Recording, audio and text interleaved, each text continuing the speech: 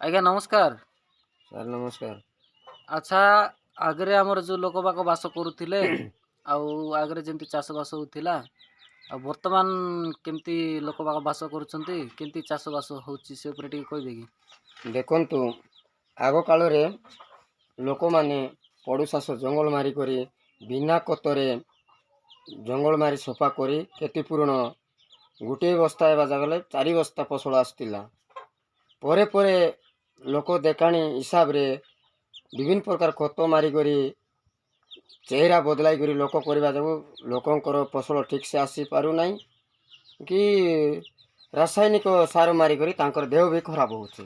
ଆଗ କାଳର ଲୋକମାନେ କାନ୍ଦା କରିଡ଼ି ଖାଇକରି ତାଙ୍କର ଦେହ ବି ହୃଷ୍ଟପୃଷ୍ଟ ଥିଲା କି ତାଙ୍କର ଯେଉଁ ଫସଲ କଲେ ବି ସେ ଫସଲର ଓଜନ ବି ଠିକ୍ସେ ଆସୁଥିଲା। ଆଗର ଲୋକ ଅପେକ୍ଷା ଏବେର ଲୋକ ବି ହାଲକା ଅଛନ୍ତି।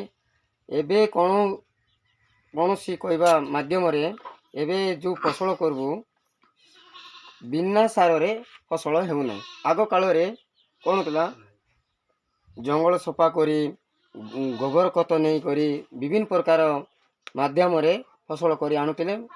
ସେ ଫସଲ ତାଙ୍କର 12 ମାସ କାମରେ ଲାଗୁଥିଲା। ବର୍ତ୍ତମାନ ଏବେର ଫସଲ 40 ବସ୍ତା ଆଣିଲେ ବି ଲୋକକୁ ହଟୁ ନାହିଁ। ବାସ୍, ତାପରେ ଆଉ ଗୋଟା କଥା କହିବେ, ଆଗରେ ଯେଉଁ ପରମ୍ପରା ଥିଲା ପର୍ବପର୍ବାଣୀ ଏ ବର୍ତ୍ତମାନର ପର୍ବପର୍ବାଣୀ ଉପରେ ତଫାତ୍ କ'ଣ ଅଛି ଆଜ୍ଞା? ଦେଖନ୍ତୁ, ଆଗର ପରମ୍ପରାକୁ ଏବେର ଲୋକ ଜାଣିପାରୁନାହାନ୍ତି। ପୂର୍ବପୁରୁଷରେ ଯେଉଁ ଲୋକ ଆଗରୁ କାମ କରି ଆସୁଥିଲେ, ପୂର୍ବପୁରୁଷ ଲୋକ ଗୋଟେ କାଠକୁ ବି ଆଣିକରି ପୋତି କରି ପୂଜା ପାଠ ବି କରୁଥିଲେ। ଏବେ କାଳର ଲୋକମାନେ ସେ ପୂଜାକୁ ଛାଡ଼ି ଦେଇ ବିଭିନ୍ନ ପ୍ରକାର ଧର୍ମ ବଦଳାଇ କରି ରଙ୍ଗ ଭଙ୍ଗ କରିଦେଇକରି ସେ ବାପା ମାଆର ପରମ୍ପରାକୁ ବଦଳାଇ କରି ଅଲଗା ରାସ୍ତାକୁ ପଳାଇ ଯାଉଛନ୍ତି। କେମିତି ବୋଲେ ଦେଖ, ଏବେ ଆର୍ ଦେଖା ଦେଖି ତାର ଦେଖା ଦେଖି ପୂର୍ବପୁରୁଷର ପରମ୍ପରା ବନ୍ଦ କରିଦେଉଛନ୍ତି କେତେ ଜାଗାରେ। ହେଲେ ଆମେ ଲାଷ୍ଟରେ ଗୋଟେ କଥା ଆପଣଙ୍କୁ ପଚାରିବୁ ଯେ ବର୍ତ୍ତମାନର ପରିସ୍ଥିତି ଆଉ ଆଗକାଳର ପରିସ୍ଥିତି, 50 ବର୍ଷ ପୂର୍ବର ପରିସ୍ଥିତି, ହେଲେ ଆପଣ ବର୍ତ୍ତମାନର ପରିସ୍ଥିତିରେ ଖୁସି ଅଛନ୍ତି ନା 50 ବର୍ଷ ପୂର୍ବର ପରିସ୍ଥିତିରେ ଆପଣ ଖୁସି ଥାନ୍ତେ? ଯଦି ସେମିତି 50 ବର୍ଷ ପୂର୍ବର ଯଦି ପରିସ୍ଥିତି ଏବେ ବି ଥାନ୍ତା ତାହେଲେ ଖୁସି ଥାନ୍ତେ ନା ବର୍ତ୍ତମାନର ପରିସ୍ଥିତିରେ ଠିକ୍ ଅଛି? ଦେଖନ୍ତୁ ଆଜ୍ଞା, ଆଗ କାଳର ଲୋକ ଯେଉଁ ଗୀତ ନାଚ ନିଜେ ବୁଣିବା ପୋଷାକ ତିଆରି କରୁଥିଲେ, ବିଭିନ୍ନ ପ୍ରକାର ତାଙ୍କର ପାଖରେ ଯନ୍ତ୍ରପାତି କରୁଥିଲେ।